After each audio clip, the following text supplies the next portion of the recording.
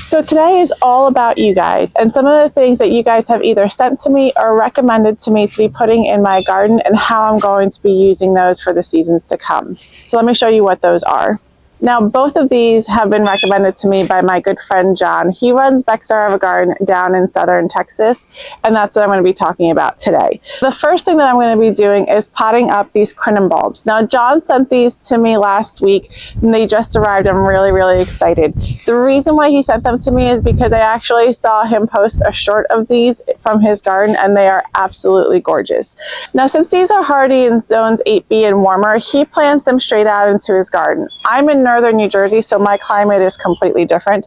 So I'm not going to be planting them out in my garden. I'm actually going to be just planting them in a pot so that I can overwinter them indoors. They do like really good drainage, so I'm using a potting soil that allows the water to run through, and then I'm just going to be placing them outside once the threat of frost has passed.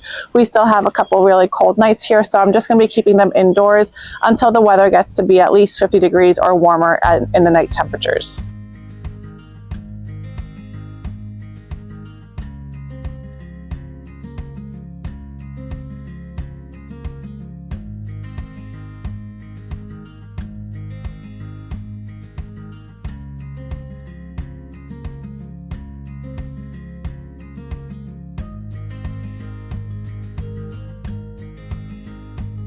Now, the other thing that John recommended to me that I saw in his garden was these Peggy Martin Roses.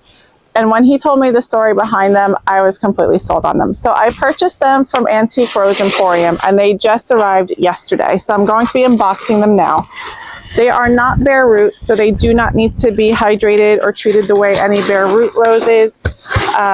So these will just be going directly into the ground.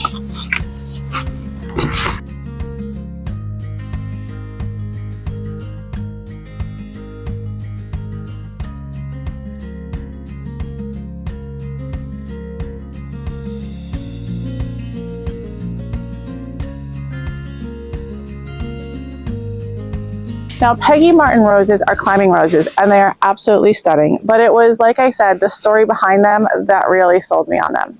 So the story is that back in 2005, when Hurricane Katrina hit Louisiana, there's one garden that was submerged underwater, about 20 feet of water, for a total of 6 weeks. And obviously, as you can imagine, not much survived, except for one thing. It was these roses, and not only did they survive, but they actually started blooming right afterwards. So it really is a story of resilience, and that's what I wanted in my garden.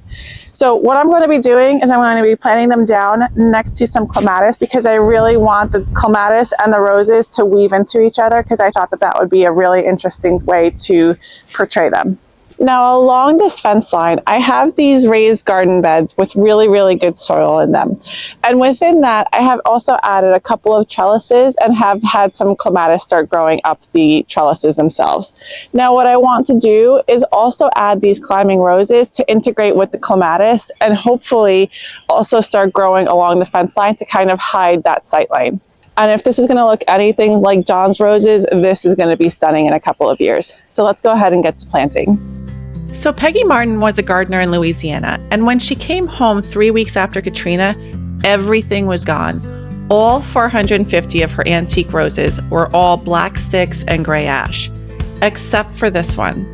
This rose, which had been underwater for weeks, ended up coming back.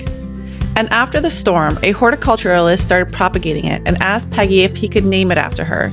He then started getting it into nurseries. People started buying this rose, not just because it was beautiful, but because every plant sold went towards rebuilding New Orleans.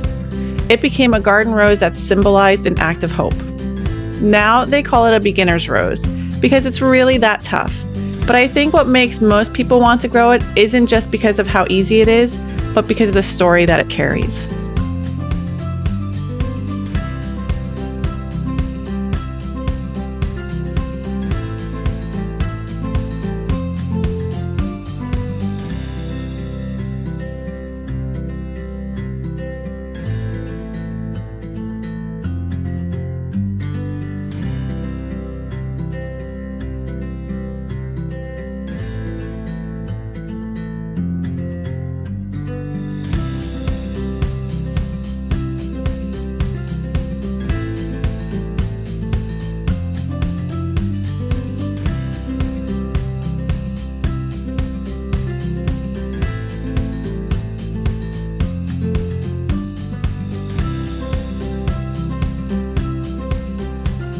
So I am just gonna have to watch this one. This is in a little bit of a shadier spot than the first one, but right next to it is a David Austin rose that tends to bloom its head off in the middle of the summer. So hopefully this one will do just as well.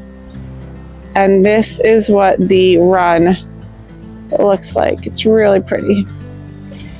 And then obviously my son's baseball net, because why wouldn't that just add to the garden? By the way, I did just want to show you guys these tulips. These were the pink cube tulips from Color Blends. I did a video on these a couple days ago. Look at the second flush of blooms. They are absolutely stunning. I'm so pleased with them. I'm definitely going to be doing more of these next year.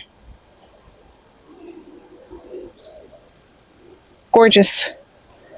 So I guess the whole point of this video is the fact that gardening has given me so many things, including the ability to connect with people that I normally wouldn't have in any other circumstance. And that to me is an indescribable feeling. So if you guys have something in your garden that was either recommended to you or given to you by a friend or a family member or even a stranger at the garden center, let me know what that is. Leave it in the comments below because I would love to hear it. I hope you guys are having a good day, and I will see you in the garden.